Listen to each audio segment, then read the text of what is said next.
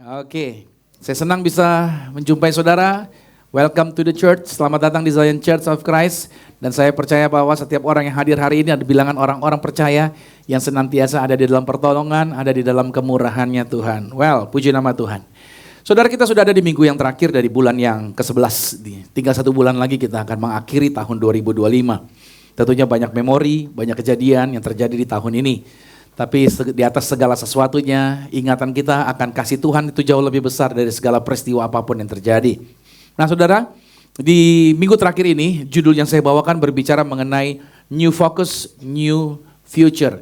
Ketika fokus Anda berubah, fokus Anda menjadi fokus yang berbeda, maka Anda akan memiliki masa depan yang berbeda. Dengan kata lain begini saudara, Anda nggak bisa merubah hasil Anda di masa depan tanpa Anda merubah apa yang Anda fokuskan di hari ini. Contohnya kalau Anda fokus dengan kekhawatiran, Anda fokus dengan ketakutan, maka yang terjadi Anda akan menuai ketidakberhasilan. Anda akan menuai kecemasan dalam artian Anda sulit melakukan sesuatu yang baik, Anda sulit melakukan sesuatu yang berbeda. Nah kalau saudara mau merasakan sesuatu yang baru, saudara mau menikmati hasil yang berbeda, langkahnya dimulai adalah hari ini. Artinya fokusnya kita harus kita ganti. Fokusnya harus kita rubah. Selama fokus kita tetap di area yang sama, maka hasilnya juga dapat diduga menjadi hasil yang sama. Nah ketika kita merubah fokus kita, maka kita akan memiliki perubahan di masa depan kita. Makanya fixing our minds on Christ. Jadi kita hanya bisa merubah cara berpikir kita di dalam Kristus. Yesus datang bukan hanya untuk membebaskan kita dari dosa, tapi juga mengganti atau cara berpikir kita menjadi cara berpikir yang maju, cara berpikir pemenang. Yang membuat orang kalah bukan karena dia nggak punya kemampuan, tapi karena dia berpikir kalah terus menerus. Nah di dalam Kristus, Anda dan saya akan dibawa untuk berpikir menjadi pemikir pemenang. Nah kalau kita lihat di dalam Kolose 3 ayat 1 sampai dengan ayat yang ketiga, firman Tuhan berkata begini, karena itu kalau kamu dibangkitkan bersama dengan Kristus, carilah perkara yang di atas, di mana Kristus ada, duduk di sebelah kanan Allah. Pikirkanlah perkara yang di atas, bukan yang di bumi. Sebab kamu telah mati dan hidupmu tersembunyi bersama dengan Kristus di dalam Allah. Yang menjadi menarik, teks ini saya ganti, menjadi teksnya The Message. The Message bahasa Inggris, tapi saya terjemahkan ke dalam bahasa Indonesia. Kata-kata, karena itu kalau kamu dibangkitkan bersama dengan Kristus, carilah perkara yang di atas di mana Kristus ada, duduk di sebelah kanan Allah. Jadi begini teksnya ayat pertama. Jadi, jika kamu sungguh-sungguh mau hidup dalam kehidupan kebangkitan yang memberikan kemenangan, kalau Anda mau hidup dalam kemenangan, maka yang perlu Anda lakukan, Anda hiduplah sesuai dengan kemenangan itu. Maksudnya bagaimana? Kalau saudara mau berhasil, kalau saudara mau menjadi orang yang mengalami lawatan Tuhan, apa yang Tuhan firmankan, kamu jadi kepala bukan jadi. Kalau kamu mau menikmati berkat itu, hiduplah sebagai orang yang memang bukan ekor. Anda harus hidup sebagai orang yang menjadi kepala. Tapi ketika ngelihat orang lain gitu ya, kita minder. Bisa gak ya? Kayaknya gak mungkin deh. Anda harus rubah ganti konsep berpikir begitu. Anda harus berkata, di dalam Kristus, saya akan dibuat Tuhan menjadi kepala bukan ekor. Anda harus bersikap action seperti itu. Contoh-contoh. Kalau Anda punya anak saudara akan jadi presiden, maka Anda akan training dia, kalau makan dipilihin, makan yang gak boleh gitu, makannya harus makan yang begini. Mau jadi presiden, duduknya gak boleh ngelonjor, duduknya harus tegak. Udah diatur saudara sedemikian rupa, karena mau jadi presiden. Aderai, dia untuk memiliki body builder, untuk memiliki bentuk tubuh yang seperti yang dia miliki, itu dia melakukan, yaitu kedisiplinan. Dia merubah gaya hidup dan lain sebagainya. Dia hidup sebagai seorang yang benar-benar sehat. Orang pengen sehat, tapi makannya junk food. Kira-kira bisa sehat nggak? Anda yang jawab sendiri. Jadi artinya saudara bisa lihat di sini bahwa kalau engkau ingin memiliki kehidupan dalam kemenangan, hiduplah sebagai orang yang sudah menang. Jangan lihat tempat gelap numpang-numpang anak babi mau lewat. Oh, saudara harusnya hidup sebagai seorang pemenang dong, amin. Ya kan? Anda mendapat berita buruk, berita di media sosial kan begitu banyak ya, akan terjadi bencana alam, akan terjadi megatrust. Wah, Anda mulai ketakutan. Anda mulai beli tas yang anti air agar surat-surat saudara tidak kena air dan lain sebagainya. Tidak salah saudara beli begituan, tidak salah. Tapi jangan letakkan kepercayaan, ketenangan Anda kepada itu gitu saudara. Paham sampai di sini ya? Saudara harus percaya, walaupun megatrust datang dan lain sebagainya, yang paling utama adalah saya dan saudara yang percaya Yesus masuk surga. Ya, itu yang paling penting. Ayat yang kedua, di sini dikatakan, pikirkan perkara yang di atas, bukan yang di bumi. Cuman pendek, tapi the message artinya panjang. Jangan berjalan dengan lesu sambil menunduk. Hanya terpaku pada hal-hal yang ada tepat di depanmu. Melihat ke bawah itu seperti perempuan yang kedapatan basah, berzina. Pada waktu mau dilempar batu, lihat posisi perempuan itu tertelungkup di tanah, matanya cuman ngelihat ke tanah, gak berani ngelihat sekitarnya. Sampai Yesus yang tegur dia, hai perempuan, di mana mereka yang mau melempari engkau dengan batu. Baru dia angkat mukanya, dia lihat keliling, udah gak ada. Saudara, Anda bisa lihat di sini, saudara harusnya angkat wajahmu. Kalau engkau ingin mengalami kemenangan, kau ingin menikmati masa depan yang berbeda, kau harus lihat Yesus. Angkat wajahmu, engkau bukan melihat kepada kegagalanmu, ketakutanmu, kecemasanmu, orang-orang yang meninggalkan engkau. Fokusmu bukan ke situ, tapi fokuslah kepada Yesus yang selalu punya jalan atas setiap masalah yang saudara hadapi. Lihat terus kepada Yesus, angkat wajahmu, lihat, pandanglah, berjaga-jaga terhadap apa yang terjadi di sekitar Yesus. Gak apa-apa saudara, pengusaha itu gak percaya lagi sama saudara. Anda gak dipercayakan proyek itu lagi. Mereka yang janji, akhirnya gak ngasih lagi sama saudara. Gak ada masalah. Yang penting saudara harus berjaga-jaga fokus kepada sekitarnya Yesus. Janji Yesus. Apa yang Yesus katakan. Anda fokus di situ. Kenapa demikian? Karena di sanalah sesungguhnya segala sesuatu. Sama-sama katakan segala sesuatu. Kesehatanmu, bisnismu, pertemananmu, proyekmu, rumah tanggamu, anak-anakmu, keturunanmu, calon pasanganmu, semuanya, segala sesuatunya ada di Yesus Kristus. Bilang amin dulu nih. Lihatlah segala sesuatu sekarang mulai hari ini dari perspektif, dari sudut pandang, dari kacamatanya Tuhan. Jadi kalau saudara berhadapan dengan masalah, ada tentang pergumulan, lihat dari kacamata Tuhan. Sehingga cara saudara menilainya menjadi berbeda. Jangan dari kacamata tetangga saudara. Jangan dari kacamata teman saudara. I asking ChatGPT. Dan ChatGPT bisa memberi saya berbagai jawaban. Bahkan ChatGPT bisa memberikan jawaban yang sangat rohani. Tetapi ChatGPT tidak punya roh di dalamnya saudara. Dia bisa memberikan arahan panduan sesuai dengan apa yang saudara tanyakan. Dan saya mau sampaikan buat saudara, ChatGPT adalah tools, selebihnya saudara harus tetap mengarahkan kepada Yesus Kristus. Amin. Yang ketiga saudara, ayat ini berkata, sebab kamu telah mati dan hidupmu tersembunyi bersama dengan Kristus di dalam Allah. Tapi the message berkata, hidup lamamu sudah mati. Sama-sama katakan hidup lama saya sudah mati. Saya nggak tahu masa lalu saudara apa. Saya nggak tahu saudara pernah jatuh di mana. Saya nggak tahu saudara pernah gagal di mana. Tapi hari ini ada firman Tuhan yang mengatakan, itu semua yang lama sudah mati. Dan dikatakan sekarang hidupmu baru. Yang adalah hidup yang sejati. Hidup barumu sekarang yang sejati, bukan hidup lamamu. Halo? Jadi kalau masa lalu Anda mulai muncul lagi, mengingatkan Anda. Artinya jejak digital mulai muncul lagi. Mengingatkan dulunya kamu pernah bikin apa. Saudara, yang sejati itu bukan masa lalu. Yang sejati adalah hidup yang sekarang bersama dengan Yesus. Anda boleh lupakan yang lalu.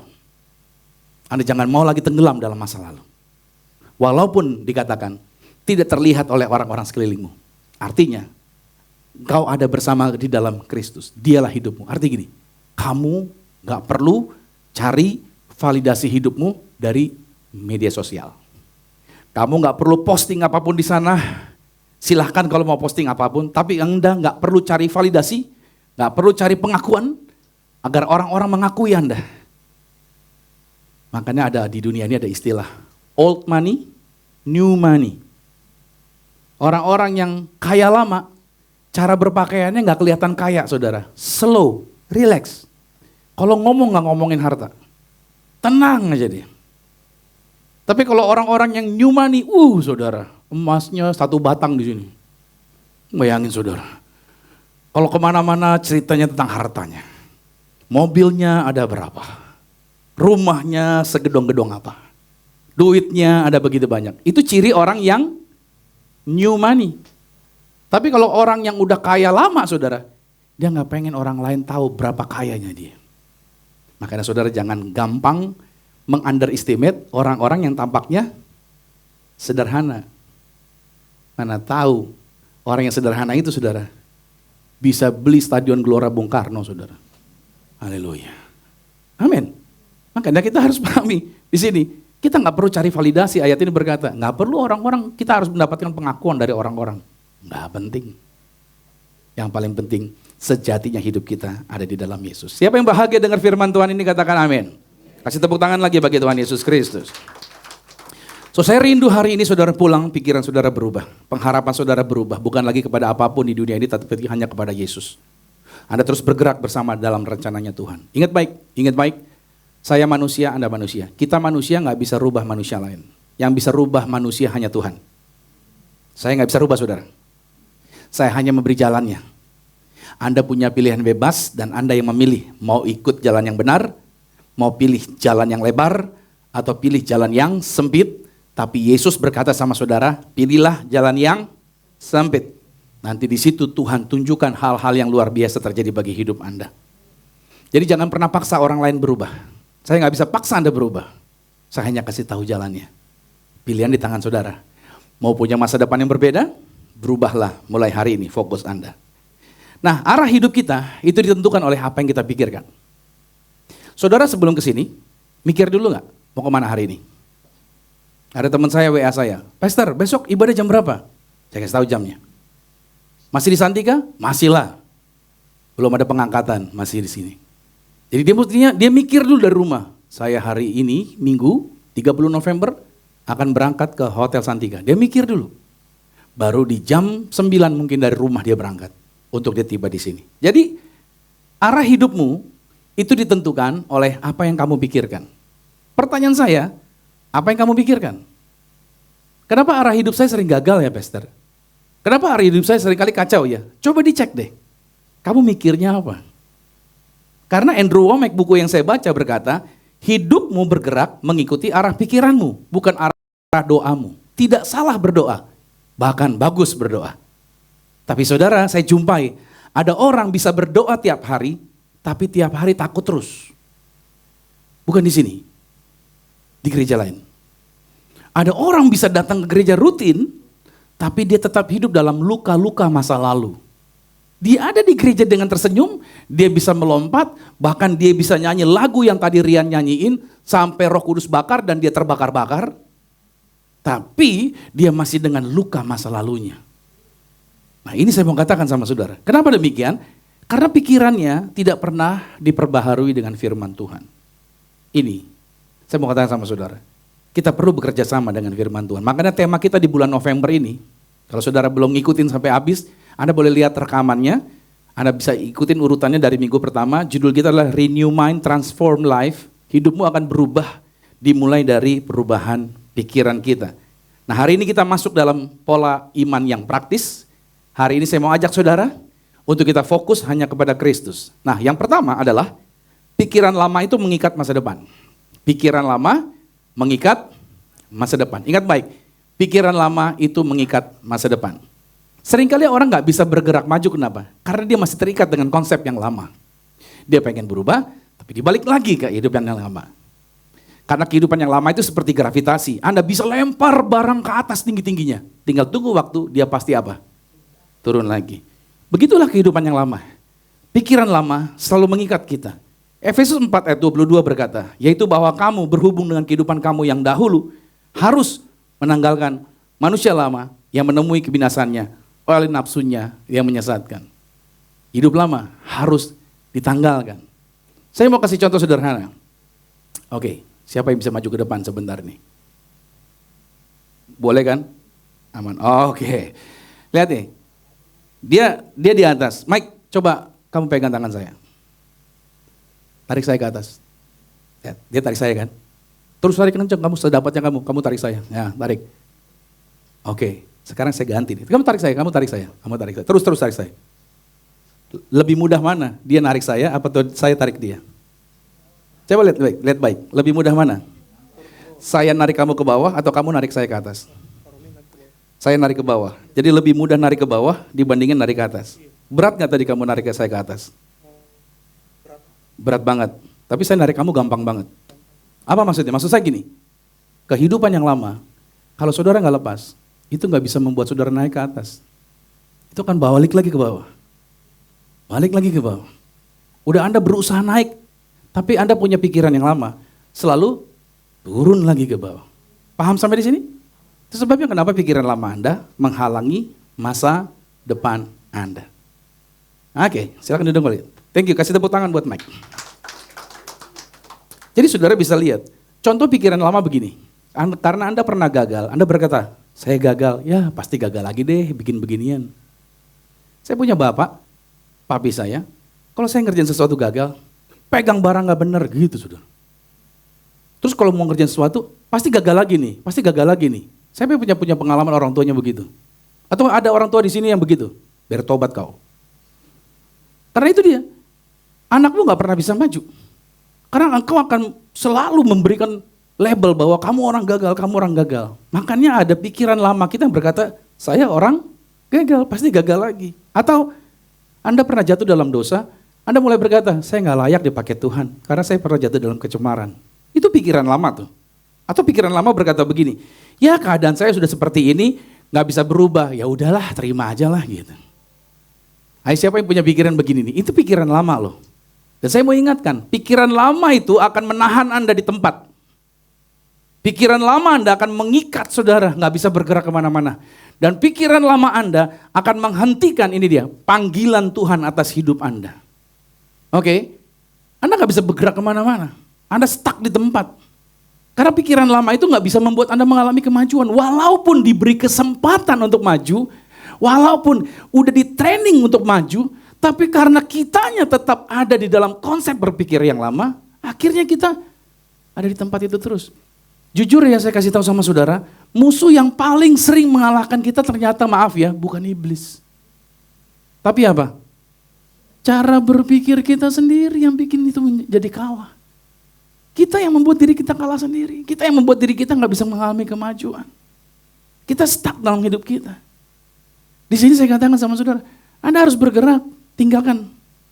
Di sini saya mau katakan sama saudara, selama pikiran lama yang mencemaskan, yang menakutkan, yang membuat kita lemah, kita masih pegangin terus. Kita nggak pernah bisa bergerak maju ke depan. Pelajaran yang kedua, Yesus memberikan identitas baru. Kini pikiran kita harus menyatu dengan firman. Identitas Anda bukan ditentukan oleh masa lalu Anda. 2 Korintus 5 ayat 17. Jadi siapa yang ada di dalam Kristus, ia adalah ciptaan baru. Yang lama sudah berlalu, sesungguhnya yang baru sudah datang. Ayat ini memberi petunjuk. Di dalam diri kita, roh kita sudah 100% baru. Gak ada masalah. 3 bagian, tubuh, jiwa, dan roh di diri kita. Roh kita sudah 100% baru. Rohmu sama dengan Yesus. Rohmu penuh dengan kemuliaan. Rohmu hebat luar biasa. Tetapi saya mau katakan saudara, pikiran kita inilah yang masih perlu diperbaharui setiap hari. Jiwa ini harus terus diperbaharui. Makanya ada orang udah baptis, tapi masih hidupnya dengan konsep yang lama. Kenapa demikian? Karena pikirannya belum diperbaharui. Anda maaf ya, punya masalah obesitas. Anda mau bertobat, Anda dibaptis selam. Percaya deh, habis dibaptis selam, Anda keluar dari air, badan Anda tidak langsung shape. Sampai Anda merubah cara makan, pola hidup Anda.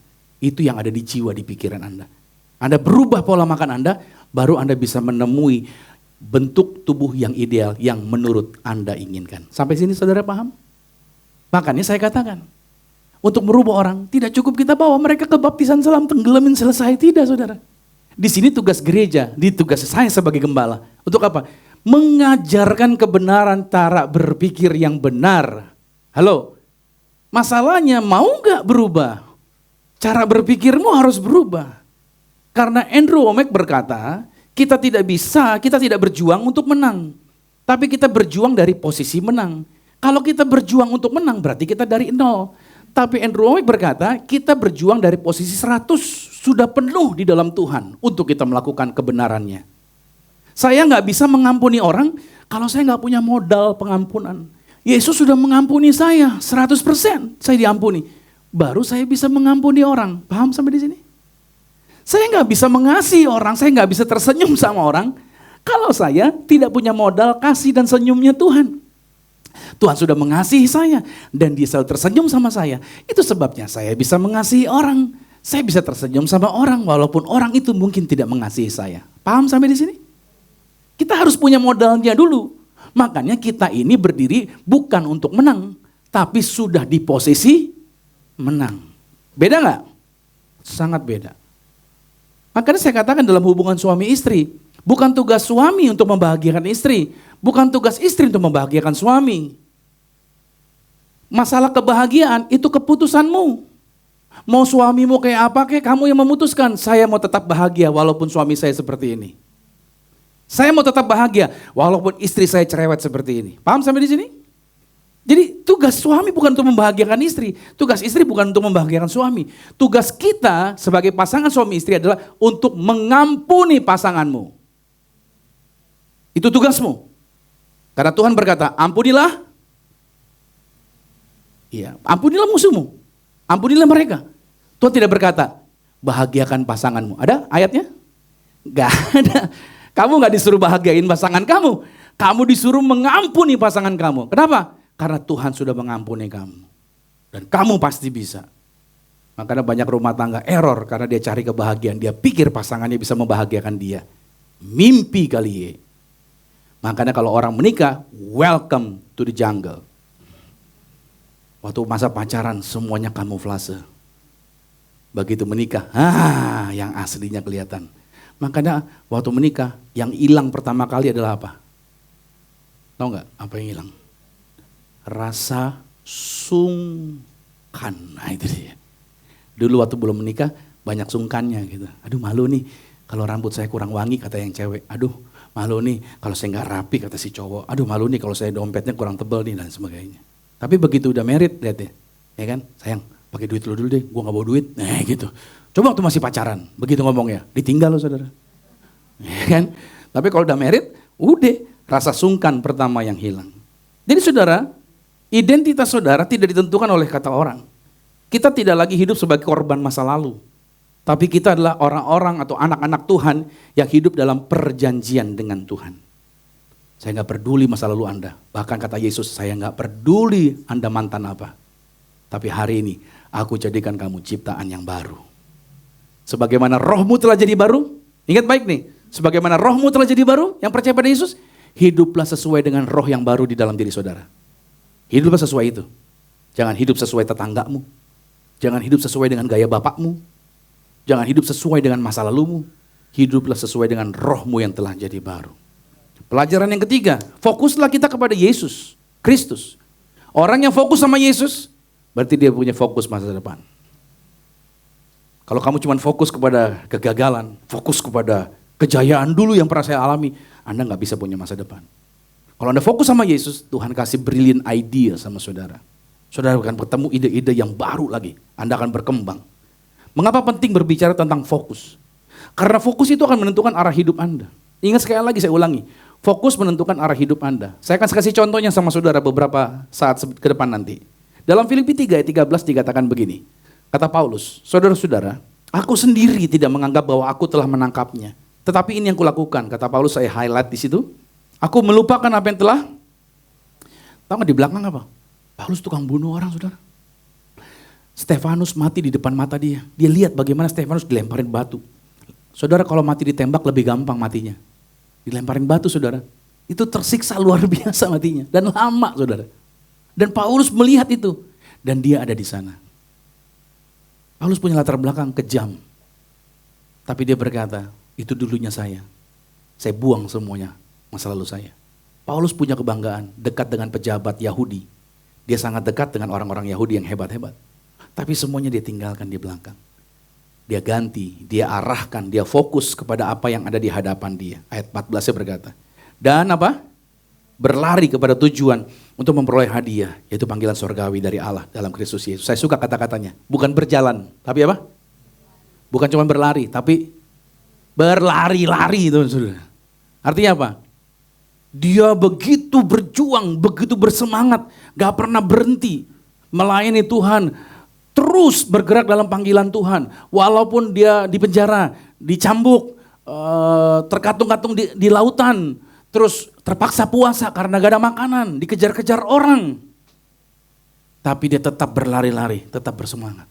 Kenapa? Fokus, sama-sama katakan fokus. Dia fokusnya bukan saya dapat apa nih dalam pelayanan ini. Saya dapat apa nih, orang kok gak puji saya, kok orang gak berterima kasih sama saya. Dia gak kejar itu, yang dia kejar adalah untuk memperoleh hadiah, yaitu panggilan sorgawi dari Tuhan. Itu yang dia utamakan sama dia. Saudara harus ingat baik, fokusmu kepada Kristus akan memberikan masa depan. Engkau tahu masa depanmu seperti apa. Buku Andrew Wommack juga mengatakan begini, karena hidup kita itu bergerak mengikuti apa yang terus menerus memenuhi pikiran kita. The top of your mind will become the direction of your life. Saya mau tanya sama saudara, apa yang mendominasi pikiran saudara hari-hari? Coba tanyakan sama saudara masing-masing. Kalau saudara mungkin gak bergerak maju, kalau saudara sepertinya stuck dan lain sebagainya, coba cek deh. Apa yang mendominasi pikiran saudara day by day? Karena direction saudara, arah hidup saudara akan bergerak mengikuti apa yang Anda pikirin terus menerus. Halo, ini penting loh saudara. Kalau engkau memikirkan terus tentang kepahitan, tentang orang yang melukai kamu, lihat deh, arah hidupmu kan bergerak ke situ. Makanya orang yang kepahitan, lihat baik, saya kasih tahu sama saudara. Dia ngomongnya selalu pahit. Walaupun dia buat yang baik, tapi selalu terasa pahit. Karena dia ada di situ terus, dominasi pikirannya. Saudara harus pahami di sini. Kalau Anda ganti dominasi pikiran Anda dengan pikiran Kristus, maka Anda akan mengalami kehidupan yang berbeda.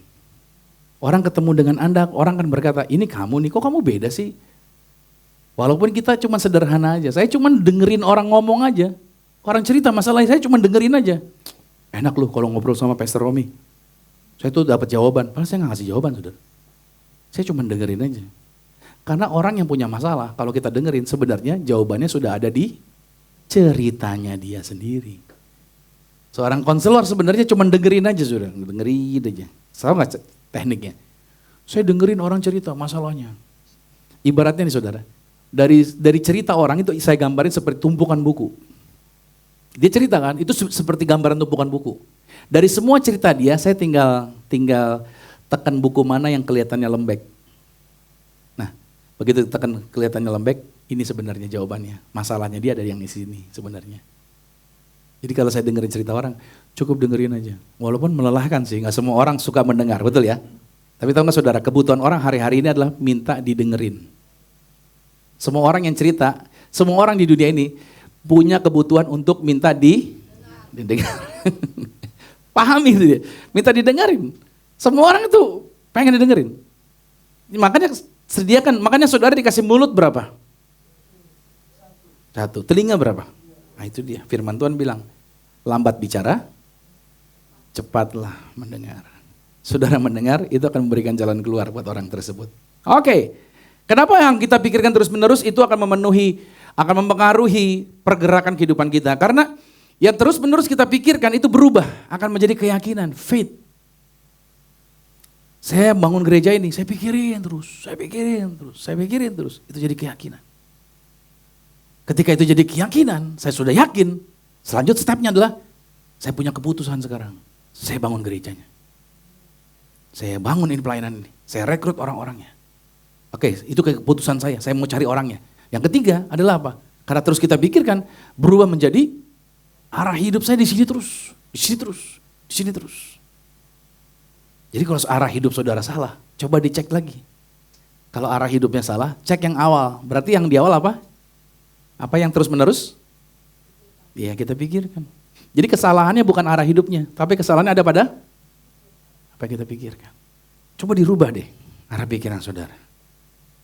Ada contoh di Alkitab saudara, pada waktu bangsa Israel keluar dari Mesir, Musa bawa mereka selama 2 tahun perjalanan, sampailah di tepi Sungai Yordan, siap-siap mau masuk tanah perjanjian, 2 tahun nih perjalanannya. Udah begitu Musa siapin 12 orang, diutus selama 40 hari, masuk ke tanah perjanjian. Nanti Anda bisa baca dalam bilangan 13 sampai bilangan 14. Tujuannya Tuhan menyuruh Musa mengutus 12 orang untuk mengintai selama 40 hari agar mereka terpapar dulu dengan janji Tuhan. Maksudnya terpapar itu gimana? Agar mereka kan gini, tanah yang diberikan tanah yang berlimpah, susu dan madunya. Yang mana kamu gak perlu bangun rumah, tanahnya subur dan lain sebagainya. Selama 40 hari mereka nyicipin tanahnya. Makan anggur, nyobain gandum, lihat rumput, lihat tanaman yang selama 2 tahun jalan di padang gurun gersang. Mereka melihat air, mereka melihat gedung-gedung, benteng-benteng. Mereka melihat bagaimana orang bercocok tanam, mereka menikmati susu, menikmati madu. 40 hari mereka menikmati semua itu. Agar apa?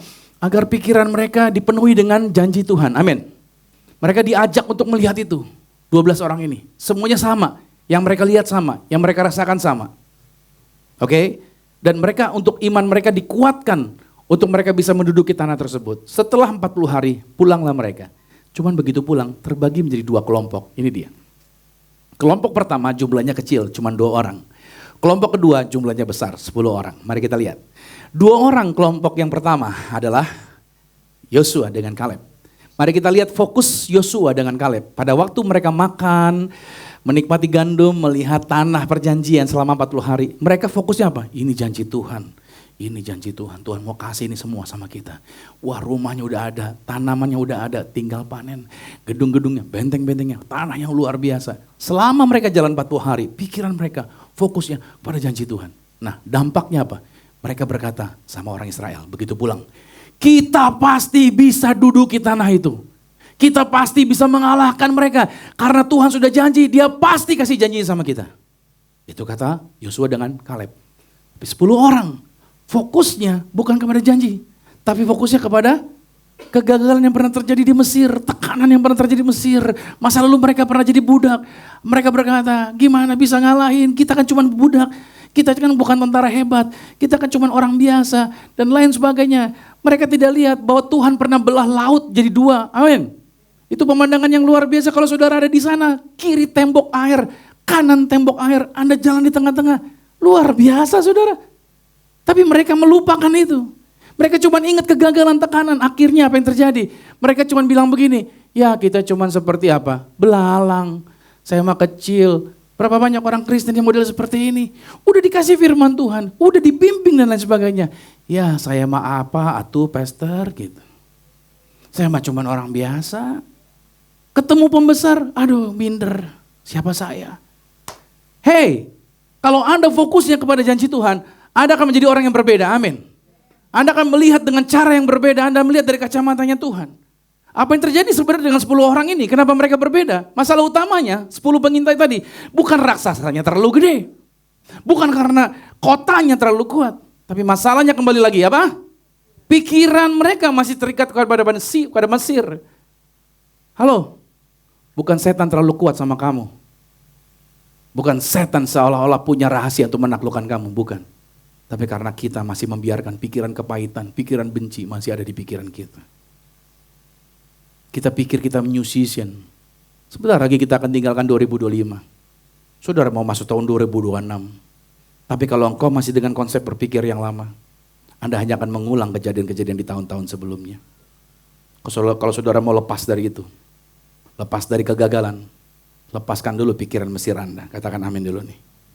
Saudara bisa melihat di sini. Pikiran negatif itu menular. Saya kasih catatan penting di sini buat saudara. Tuhan tidak pernah berniat membawa budak masuk tanah perjanjian. Tapi Tuhan bawa anak-anak Allah yang beriman. Israel keluar dari Mesir bukan lagi disebut budak saudara. Tapi anak Allah atau umat pilihan Tuhan. Saudara adalah umat pilihan Tuhan.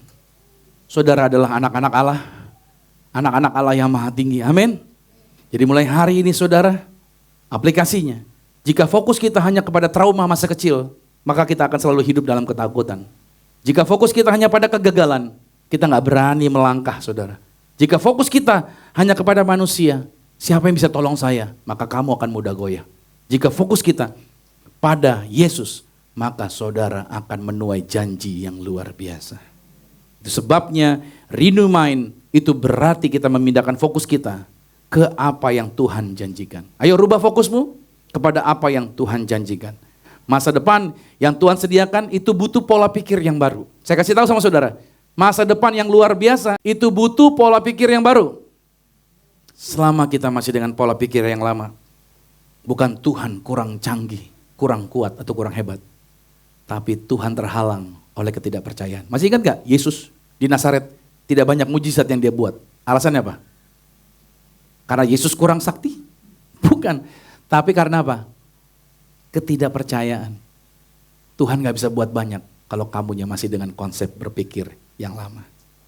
Yang terakhir, yang keempat, pembaruan pikiran membawa kita bergerak dalam kehendak Tuhan. Saya doa buat saudara, Anda bergerak dalam kehendak Tuhan, dalam konsep berpikir yang baru. Karena renew mind, bukan hanya agar kita berhenti berdosa, tetapi agar kita mengenal rencana Tuhan. Coba cek deh, Anda gelisah gak hidup Anda selama ini? Kayaknya berjalan tidak sebagaimana mestinya. Coba cek, mungkin Anda tidak berjalan di dalam rencana Tuhan. Tiap orang sudah punya rencana Tuhan, saudara.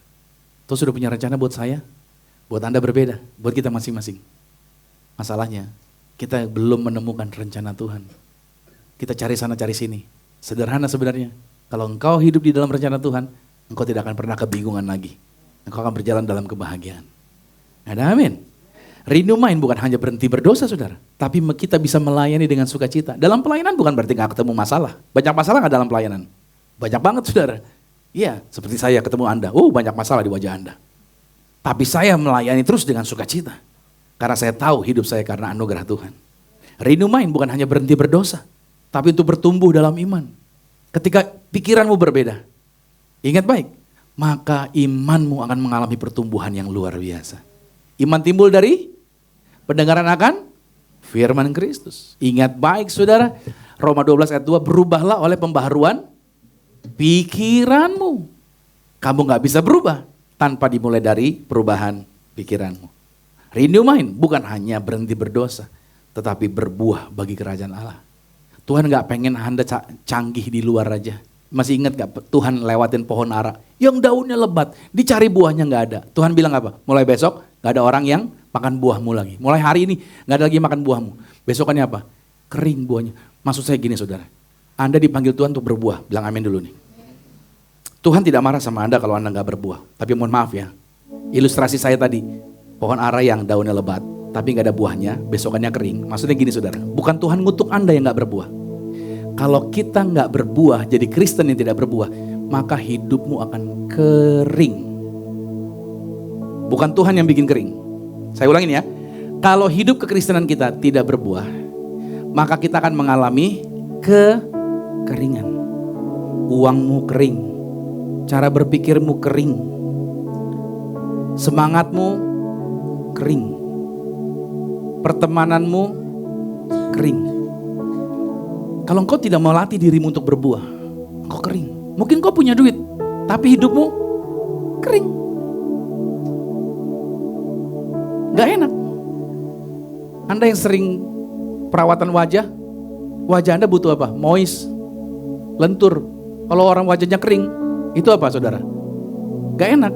Makanya Anda pernah gak? Lu kaku banget sih, kayak kanebo kering. Pernah gak? Pernah lihat kanebo kering gak? Itu dia orang kaku tuh. Orang gak berbuah, kaku. Gitu-gitu aja. Gak ada kemajuan. Tapi kalau saudara berbuah, Anda punya ide yang brilian, Anda fresh. Saya kasih aplikasi ini buat saudara mulai hari ini. Ayo, kalau ngumpul, ngomongin firman lah. Jangan cuma ngomongin memori. Lu ingat gak dulu kita? Gimana dulunya kita? Iya gak apa-apa ngomongin memori. Tapi yang paling penting kita bicarakan adalah firman. Aku sudah diampuni, aku dipilih Tuhan. Arahkan pandanganmu pada Yesus setiap hari. Pandangan Yesus, pandang Yesus. Apapun yang kamu kerjakan, pandang Yesus. Yang ketiga saudara, kalau saudara ngambil keputusan, tanya dulu sama diri saudara. Apakah ini sesuai dengan pikiran Yesus? Mau korupsi, tanya dulu. Ini sesuai pikiran Yesus gak? Mau nipu orang, cek dulu. Ini sesuai pikiran Yesus gak? Mau godain istri orang, ini sesuai pikiran Yesus gak? Halo? Mau pacaran yang gak bener, cek lagi. Ini sesuai pikiran Yesus gak? Halo? Mau jadi iparku adalah maut, ini pikiran Yesus apa bukan ya? Saudara harus cek dulu. Ini pikiran Yesus gak? Dan saudara, setiap orang punya masa lalu. Ketika masa lalu datang dan muncul di pikiran Anda, menceritakan siapa diri saudara, saudara jangan mau diintimidasi, tapi katakan, gue yang dulu sudah berlalu. Sekarang saya punya masa depan yang baru bersama dengan Yesus. Amin. Saya kasih ilustrasi ini buat saudara. Anda dipanggil Tuhan. Anda dipanggil Tuhan untuk fokus sama Yesus. Makanya ada sebuah pesawat terbang disediakan buat saudara. Ini Yesus sudah siapkan pesawat kemuliaan bagi saudara. Anda akan dibawa tinggi sama Tuhan. Tapi pada waktu Anda mau datang ke pesawat itu, Anda bawa koper. Koper Anda isinya keraguan. Koper Anda isinya perkataan orang tentang diri Anda. Koper Anda isi tentang rasa bersalah masa lalu Anda. Koper Anda isi trauma masa kecil Anda. Koper Anda isinya berbagai ketakutan. Begitu sampai di depan pesawat, petugas stewardess-nya stopin Anda. Anda boleh naik pesawat ini, tapi tidak bagasi Anda. Bagasimu harus ditinggal. Hanya kamu yang boleh naik. Saudara, Tuhan ingin bawa Anda ke level-level yang luar biasa. Mau gak saudara dibawa Tuhan ke level yang luar biasa? Mau gak dibawa Tuhan ke dalam kemuliaan yang luar biasa? Halo, seberapa banyak yang mau? Coba angkat tangan saudara. Kalau saudara mau, please. Sebagai hamba Tuhan, saya mau arahkan saudara. Tinggalkan kopermu. Halo, tinggalkan bagasimu. Bagasi masa lalumu. Bagasi kegagalanmu. Bagasi trauma masa kecilmu. Yang pernah ditinggalkan orang tua mungkin. Yang pernah dikecewakan oleh mantanmu. Yang mungkin saudara ketakutan karena pernah gagal dan lain sebagainya. So please tinggalin semua. Kalau saya tidak melepaskan itu, kalau saya tidak mengampuni, kalau saya tidak mengucapkan terima kasih dengan masa lalu saya gak sampai di tempat ini saudara. Saya gak bisa naik pesawat itu. Tapi saya bisa naik pesawat itu. Dan saya diajak Tuhan ke level-level yang luar biasa. Saya berdoa sama saudara. Kalau saya bisa mengalami perubahan, saya bisa mengalami kemajuan, saya diangkat Tuhan ke level yang luar biasa. Saya mau katakan sama saudara, itu bukan cuma terjadi buat saya, tapi ini juga terjadi buat semua orang yang mau berjalan bersama dengan Yesus. Anda semua yang hadir hari ini, Tuhan akan bawa Anda ke level-level yang lebih tinggi dari sebelumnya. Katakan amin. Tuhan akan bawa Anda, Tuhan akan ubahkan saudara. Itu sebabnya hari ini buka hatimu, izinkan pikiranmu diperbaharui. Biarkan firman Tuhan menguasai kehidupan Anda. Kita akan dibawa dari masa lalu yang sudah selesai. Kristus adalah harapan baru kita. Dialah menara perlindungan kita. Dan ada sukacita di dalam Yesus. Yuk kita bangkit berdiri, kita beri tepuk tangan yang meriah. Bila ku renungkan diriku ini, entah apa jadinya hidup ini tanpa campur tangan-Mu Tuhan.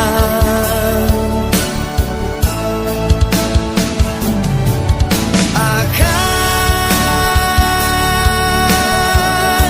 kemana arah langkah ini, entah di mana, bagaimana, dari manakah datang pertolongan.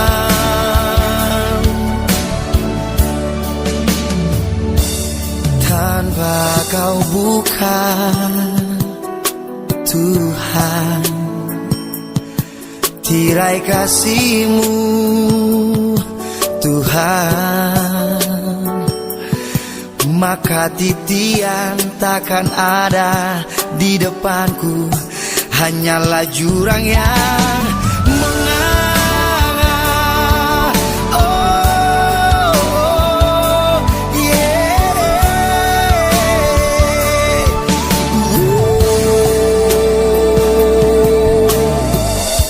Tahun silih berganti, Natal datang kini, undang Dia.